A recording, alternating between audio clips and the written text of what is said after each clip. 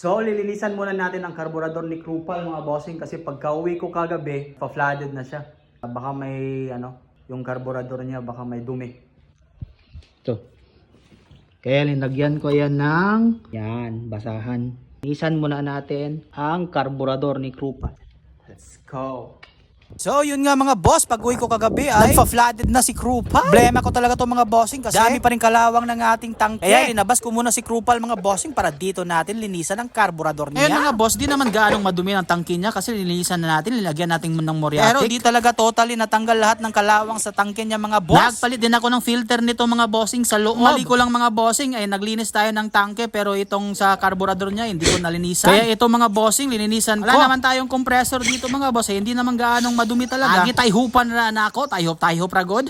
Ito yan mga bossing itong ganyang mga dumi mga boss, nababara yan sa ng floater ng karburador natin. Kaya nagfa-flooded yan. Sakit talaga sa ulo mga bossing pag nagbibuild tayo ng motor. Kaya dapat alam nyo ang simple ng gawain na ganito. Lalo na kung malayo ang bahay nyo sa mga mekaniko nyo na kaibigan. Kasi syempre mga bossing, hindi mo to mapapatakbo. Pag inon ko yung gasolina, grabe ang flooded ni Krupal. Pagkadating mo sa kaibigan mo na siya, talaga gasolina mo.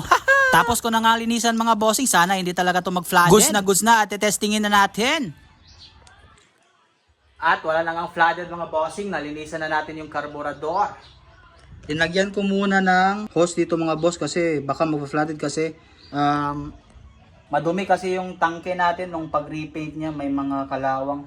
Tinagyan ko na ng muriatic, wala ganong epekto Baka mali kami ng paglagay. Soon, baka buhangin na lang. Kasi may nakita tayo kay Kapwa na video Kaya buhangin na lang ang gagamitin natin soon. Kaya yun, okay na. May meeting pa kami mamaya kaya dapat hindi na ito magpa-flooded.